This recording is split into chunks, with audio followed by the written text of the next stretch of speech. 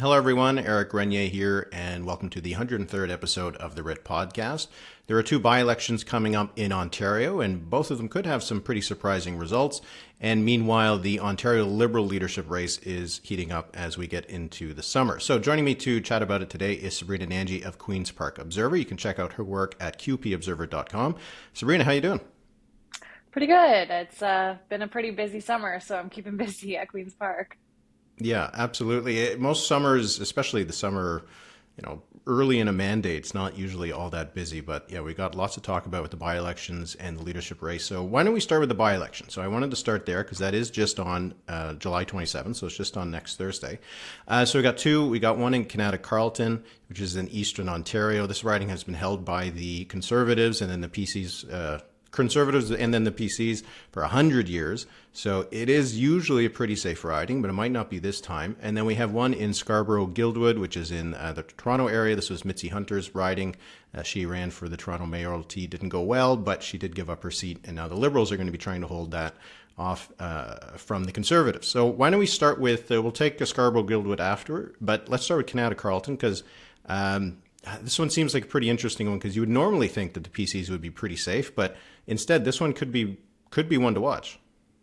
Yeah, you're absolutely right. And, provincially anyway, Kanata-Carleton has never been liberal, but the person that is running for the Liberals is a, high profile candidate. That's Karen McCrimmon, former MP, Canadian Armed Forces veteran. She is a heavyweight. There's no doubt about it. And the Conservatives, while they won't tell you this publicly, behind closed doors, they're definitely shaking in their boots a little bit. And now, of course, this is the seat that's going to replace, this to replace Marilee Fullerton, the former PC minister who had stepped aside for family reasons. That was kind of an abrupt thing to happen. And so while, we've known about this for a while, she resigned some months ago. The Conservatives, I would say, relatively speaking, sort of nominated a nobody, certainly compared to Karen McCrimmon. That would be Sean Webster, who is, a lobbyist. He's been a consultant. He's worked for cannabis companies. But in terms of like political acumen, he doesn't really have experience in elected office. He's not as well known as someone like Karen McCrimmon. And even, from the get-go, when there were rumors that McCrimmon would run for the Liberals, there was all this talk, even amongst, Liberals and Conservatives, that they were, she's a major threat. I mean, she's got the name recognition. People know her. People like her. When she resigned her MP seat federally, it was for health reasons to, take care of her family as well. Her mother-in-law had a sickness, and so she was doing that. A lot of people were sad to see her go. It's not like she, lost her seat or anything in that way. So she's still very popular. There's an army of Hill staffers and politicians that have been door knocking for her. She's doing some fundraising too. So I definitely think that, she's going to give the Conservatives a run for their money. Then again, all this being said, it's the middle of summer, like July 27th by-election. I don't know how many folks are actually paying attention to this, how many folks will actually be in town to go and vote. But certainly I think that, that could go both ways, the turnout. And so, Karen McCrimmon is definitely, she's not counting her chickens just yet. I actually spoke with her in QP Observer to kind of get the lay of the land. And she said that, she's pushing really hard. She's working the contacts she's had from her federal politician days. And so I definitely think this would be a huge win for the Liberals. But of course, it doesn't really change the grand scheme of things at Queen's Park. Doug Ford has an 83-seat majority. The Liberals are at 7. This would would be, depending on what happens in Scarborough-Guildwood. So it wouldn't really change the makeup at Queen's Park. But certainly this is not a seat the Ford government wants to lose. No, absolutely not. Karen McCrimmon, as you mentioned, she was elected in 2015 with the federal Liberals, re-elected in 2019. She ran in 2011 as well. She ran for the federal Liberal leadership. She wasn't a major candidate in that, but it did get her name out there a little bit. So it is an interesting candidacy. And like you said, with the turnout, you're right. On the one hand, it could be, well, this is a usual safe PC riding. So if turnout's low, you'd expect the same people to go out to vote as you can count on to vote. But because it's also low, having the name recognition of someone like Karen McCrimmon might get a lot of people to go out and vote for her. So it'll be an interesting one. I got a question from one of my subscribers, Conrad Gorskowski. He had two kind of questions here, and I'm wondering if you've heard anything from the Liberals in terms of this. The fact that she has been away from politics for about 2 years, whether that has, kind of sapped her name recognition, local popularity. And also the idea that, as you mentioned, she's an armed forces veteran. This is a riding that is, pretty close to Arnprior, and then you have the Petawawa base, which isn't too far away. Does she have that? Does she have like a cross-partisan appeal that another candidate might not have? So, do the Liberals think that one, her stepping away from politics a couple of years is going to have any impact, but also if she can herself manage to get some PC support? Yeah, I'm not sure. I mean, I guess, 2 years is a lifetime in politics, right? But at least if just in talking to Karen, in talking to some liberal organizers that are supporting her, I mean, it sounds like at least at the doors, they're hearing that people still remember her. And she's been kind of keeping in touch with that. One liberal organizer from Toronto told me that he was heading down to Ottawa this weekend to go door knocking and canvass for Karen. And he said, I told her when she left politics, if she ever needed me, ever wanted to come back, I was ready to be there and be a soldier for her. And so he's making good on it. So I definitely think that it wouldn't hurt her necessarily. But of course, I guess it can raise some questions, at least for the general public. Does this, just generally speaking, when someone kind of leaves politics and comes back, it can, backfire a little bit and seem opportunistic. I don't think that Karen McCrimmon is dealing with that just because of the reasons she stepped down, health reasons, to help her family as well. And so I think she sort of maybe saw this opening, and it's not like it was necessarily planned because we didn't know Marilee Fullerton was going to resign as abruptly as she did. So I don't think it's hurting her so much. I mean, certainly we're all talking about how she's still a heavyweight, and definitely she's a lot more recognizable than the conservative contender in Sean Webster, I would say. And then I guess just for the opportunistic, I mean, Ontario Liberals right now, I wouldn't call that the juggernaut where you're getting a job in cabinet all of a sudden. So it's not really a huge opportunity to be the 8th, maybe 9th MPP at Queen's Park for the party.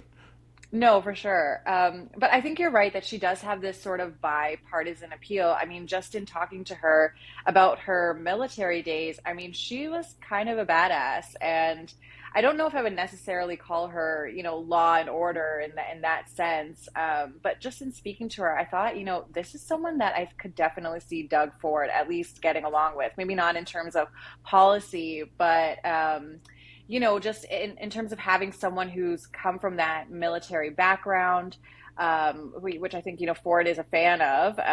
And also she is very disciplined. And I think she also has that sort of ability to sort of work across partisan lines, because you're right, not even having recognized status in the House, the Liberals, there's a lot of questions as to what can you really do? Why do you really want to be an MPP right now?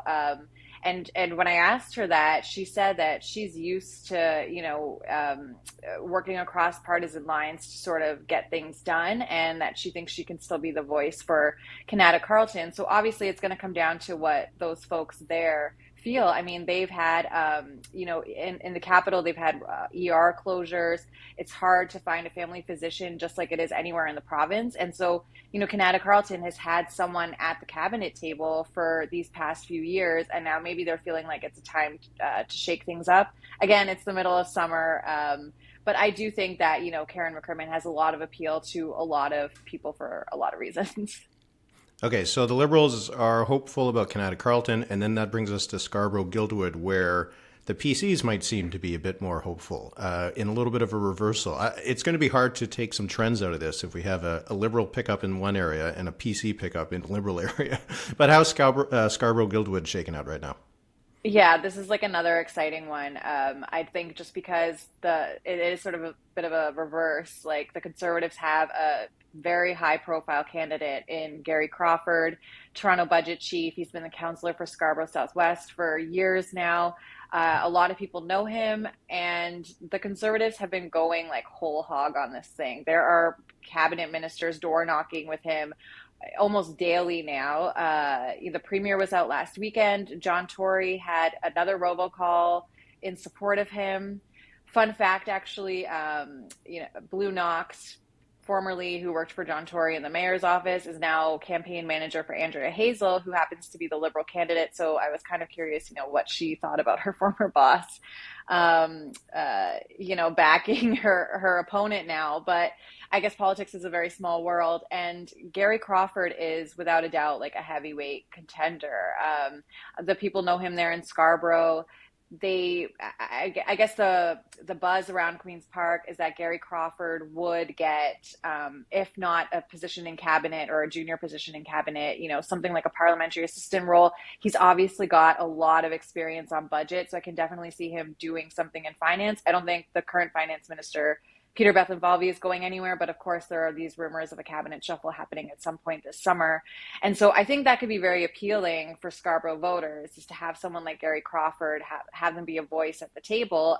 Whether or not it actually gets them, what they need and what they want is a whole other issue. But the Liberals, they have nominated Andrea Hazel, and she's, the head of the Scarborough Business Association. She's a local organizer, but there was actually a bit of contention around the nomination for who gets to actually be the Liberal candidate in Scarborough-Guildwood, which has been considered a safe seat for them.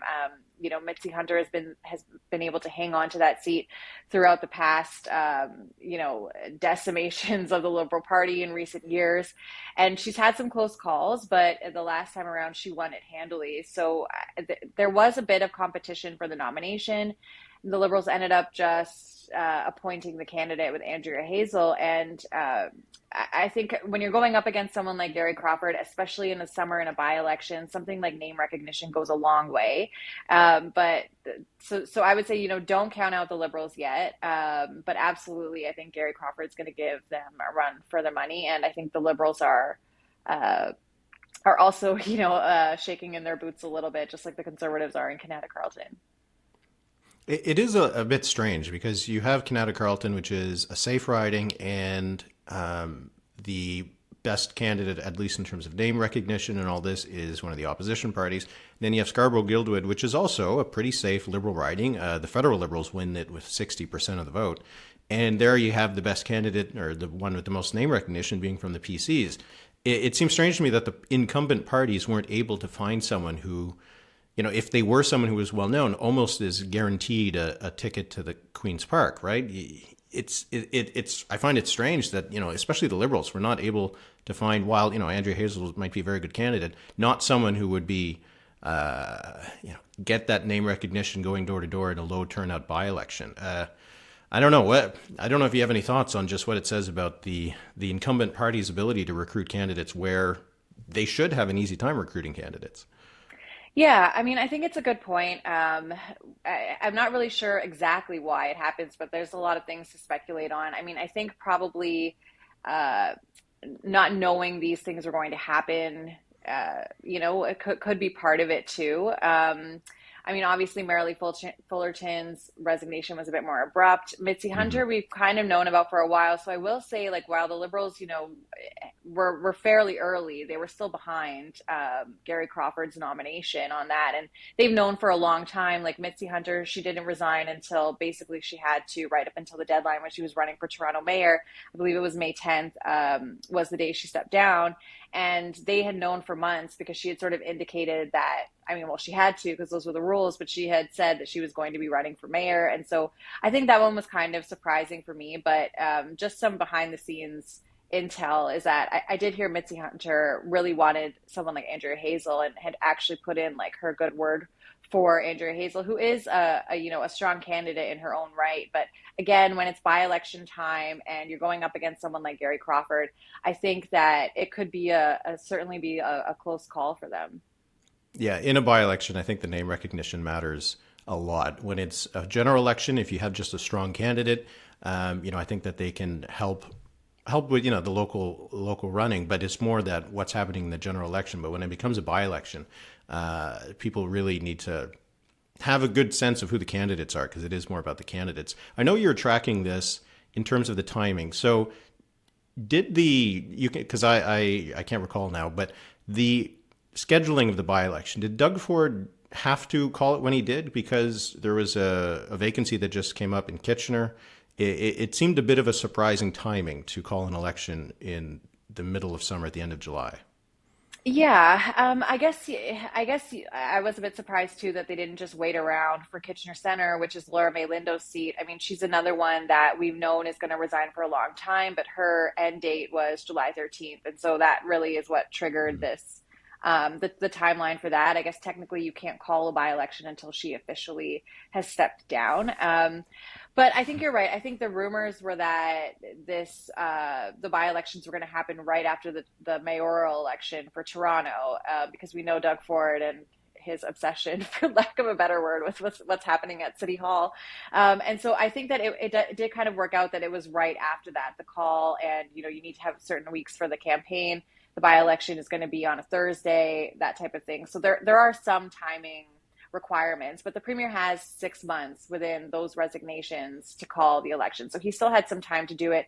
He could have done all three together. But I think also just because Laura May was still there, the seat was still warm. Maybe it was a respect thing. They don't even have their candidate yet for that. There's rumors that it was potentially going to be the Kitchener mayor, because there were some polls going around gauging whether people would support him as the PC candidate. Of course, the mayor won't talk to me about it, but those polls being out there certainly raises a lot of questions. But I digress. That's Kitchener Center. There's no date for that yet. But I do think that having it in the middle of the summer is maybe not so diabolical, but also if they do have someone like Gary Crawford in, if they keep their seat in Kanata-Carleton, there's all this talk about a cabinet shuffle. And so maybe that helps them figure out the moving chairs. It can give at least these new politicians a bit of time to get up to speed on things before the House comes back in late September. So while I think that, there's probably some political strategy going on here, low turnout tends to favor the status quo. Although we are kind of talking about how that's being thrown off a little bit with these big name candidates, I do think that it kind of made sense for me, the timing. Who doesn't love a summer election? Right. Probably voters, but Yeah, Kitchener Center will be an interesting one. yeah. The Greens hold that seat federally, right? So it'll be curious just to see if they're able to do anything. Okay. Whatever happens, I'm sure people will be reading into these by-election results a lot, and especially the Liberals. If they can manage to pick up a seat and hold Scarborough-Guildwood, it's going to be a huge coup for them. If they end up trading seats, I don't think there's going to be much of a winner. If they end up losing both, then suddenly this is going to be an issue at the Liberal leadership. So let's move on to the Liberal leadership. So it had been a bit sleepier a little bit earlier on, but it's gotten a little bit more contentious over the last little bit. There's now 5 official candidates in. So you got Mississauga Mayor Bonnie Crombie, you have Liberal MPs Nathaniel Erskine-Smith and Yasser Naqvi, and you have Liberal MPPs Adil Shamji and Ted Hsu. Okay, so that's where we are. Do you have a sense of who everyone thinks are the front runners? Yeah, I think, Bonnie Crombie from the get-go, before she was even officially in the race, has been dubbed a front runner. And I think that it's starting to manifest itself too. I mean, obviously she's very high profile. She's popular Mississauga mayor. A lot of people like her because she is not afraid to go toe to toe with Doug Ford. She's a very good foil to him. She has a lot of support in the GTA, which, as we know, is a vote-rich area, and she could pick up a lot of seats for the party there. And she also doesn't have the same political baggage that someone like Yasser Naqvi would have, being in the Win cabinet, because we kind of saw those attacks from the Conservatives and I guess to a lesser extent the NDP against Stephen Del Duca when he was leader for the Liberals the last time around. And so I definitely think that now, at least what we've seen in terms of fundraising numbers and what I guess I've heard in terms of membership signups, Bonnie Crombie is putting her money where her mouth is. Essentially, she unofficially has raised, what I'm hearing sources from her campaign say, is over $500,000 now, which is pretty impressive considering she was sort of a relatively late entrant into the race. Officially, Elections Ontario does give these numbers to, but it doesn't readily capture donations under $200. There's a lag in some of them. Some, if there was any fundraising before she officially registered with the agency, that's not covered. So there's a lot of these caveats, but even still, with the official number, she's still leading the pack by a lot. I would say Nate Erskine-Smith is another front runner too. He's not fundraising as much as Bonnie Crombie, but he just put out some recent numbers saying, we've hit this many ridings. I believe it's 85. We've made 65,000 calls, which I think is so impressive because I believe the Liberal membership is just like half of that. So that's significant. He's also gotten a lot of endorsements from a lot of young folks in the party and the North. And because it's a new leadership race, like it's going from delegated to one member, one vote, it's sort of like Moneyball, right? Like it's kind of a numbers game. Mm-hmm. Obviously, getting 40 people in Timmins would be weighted a lot more than to get, 2,000 in Mississauga, that type of thing, just the way the party works. So I think that Nate's playing it very strategically. And at the end of the day, because it's not delegated, it's one member, one vote, it's just going to come down to how many people you sign up and, who's going to show up for you at the election at the end of November. Is there an ideological kind of split? Because it seems to me that Nate Erskine-Smith is more representing the left of the party and maybe more the the younger kind of energy in terms of the membership that be interested in his approach. And then you have Bonnie Crombie, who seems to be running more as a centrist, much more of an establishment figure. A lot of her links within the Liberal Party would be from when she was an MP, which was it was about 10 years ago or a little bit more than that, right? So are we seeing that kind of ideological split emerging in the party between a centrist candidate and one more from the left? Oh, totally. And I think Nate Erskine-Smith was pretty smart to sort of push that a little bit. Bonnie Crombie she had a bit of a rough rollout, I would say. She had some foot in mouth moments. She had talked about governing from right of center and then sort of backtracked on that. In my view, I think she was sort of talking like a mayor because, I guess now it's more partisan and a bit more controlled, whereas mayors are very loose just when you're chatting with them. But as soon as, Crombie had said that, she had talked about, these white belt lands in the green belt that could be opened up for development. Nate Erskine-Smith pounced on it. And he said, I'm unequivocally going to protect the green belt. I'm not, I'm not going to be wishy-washy on where my politics stand. I think we should go left. And so I think that you could look at this as a battle for the Liberal Party soul a bit, because these two are definitely going head to head. I do think Bonnie Crombie has a point that to win, being more centrist is kind of what wins you general elections, just, in broad terms. Obviously, we've seen the Conservatives sort of move more towards the center, even dare I say, closer to the left than they've been, emphasis on the progressive and progressive conservative.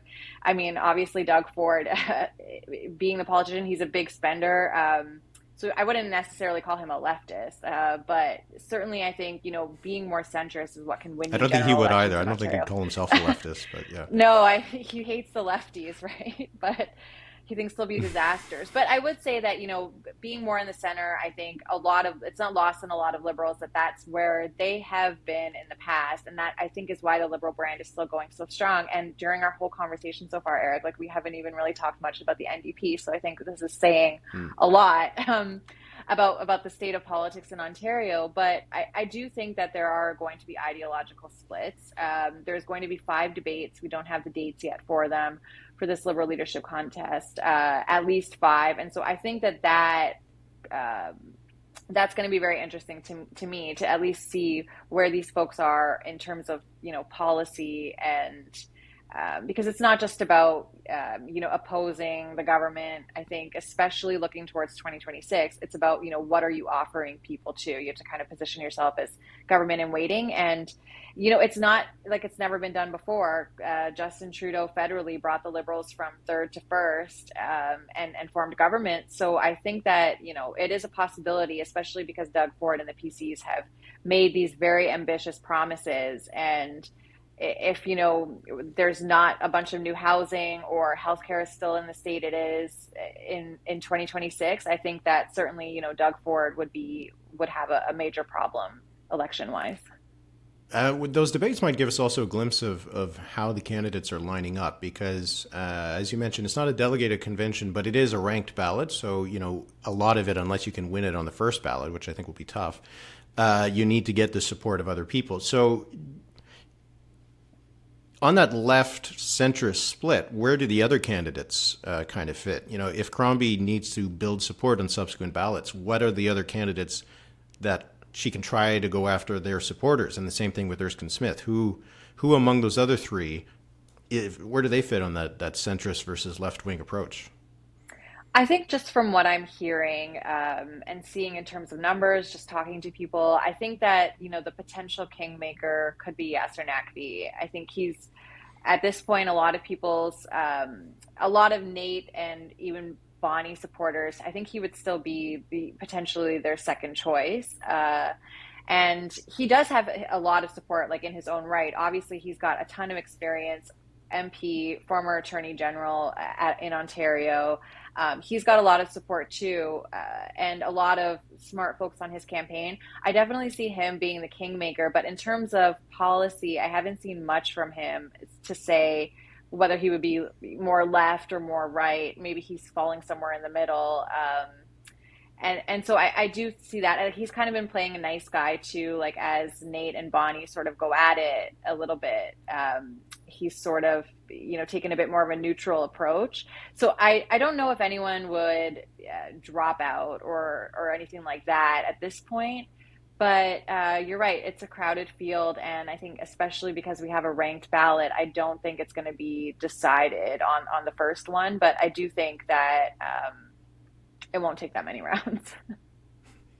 Well, we'll see. That kind of middle road of the road position. If people are finding that the front runners are being too contentious with each other, being the everybody's second choice can be a good thing in a ranked ballot, right? So that was Dalton McGuinty's path to winning back in when he took over the Ontario Liberals in the '90s, right? So it's not a bad position to be in, but it also depends. If Crombie ends up with 43% on the first ballot, it's going to be hard for anybody else to catch her. But that's way ahead of us. We did mention, that Bonnie Crombie had a little bit of a rough start at the beginning, and recently there's been a bit of a little bit of a hiccup in Erskine Smith's campaign.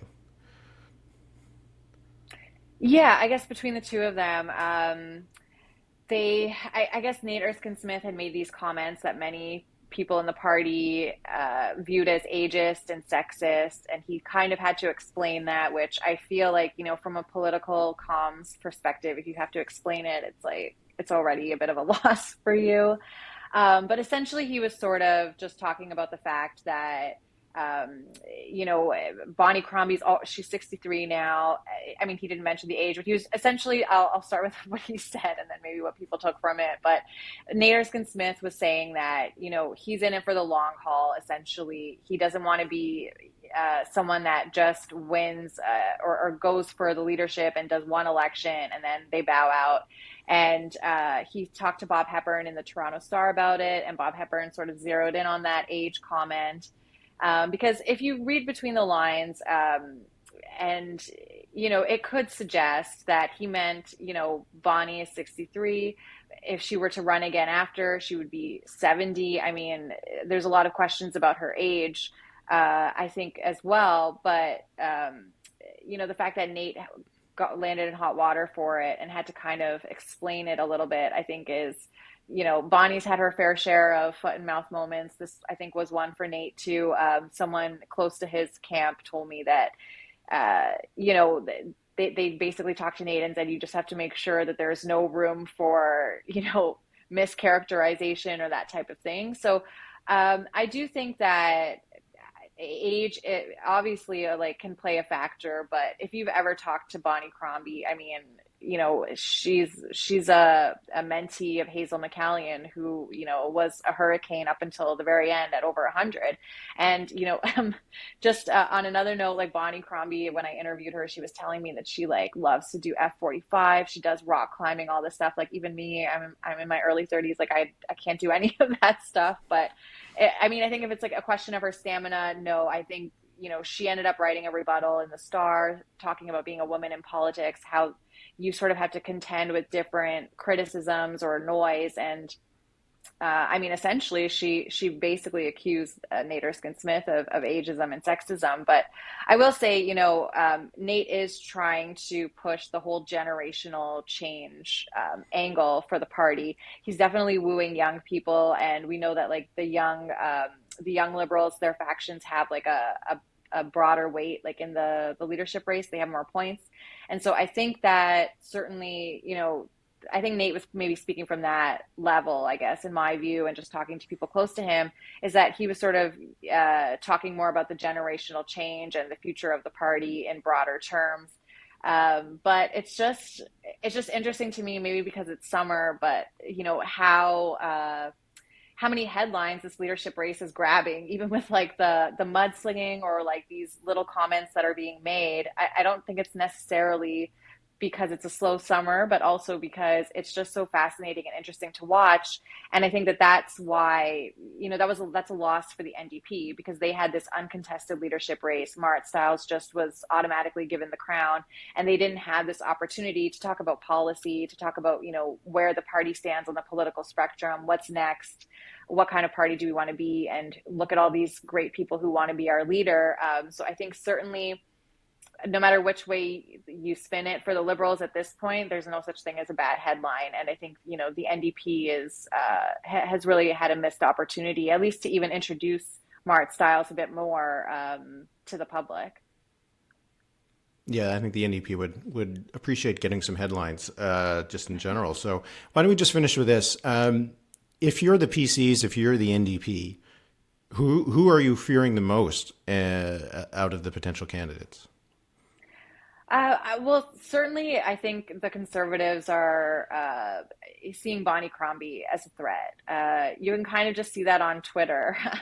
I hate to put it that way, but it's true. Like as soon as Bonnie Crombie is doing something, the Premier's office is like tweeting shade at her.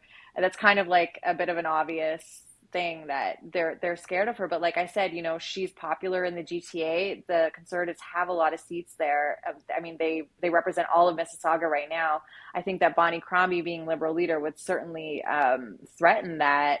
And at least compared to the other people, if she is positioning herself as a centrist, I mean, that is kind of like where the PCs have been putting themselves as well. So I think that they're afraid of Bonnie Crombie. And I would also say the NDP too, so as, to a certain extent, just because of her popularity, because of her being high profile, but they'll also be worried about Nate Erskine-Smith, because Nate Erskine-Smith wants to move left. That's typically been NDP territory. And we kind of know what happens in Ontario, because we've got the NDP and the Liberals on one side of the spectrum. When they try to out-left each other, it could end up in something like vote splitting.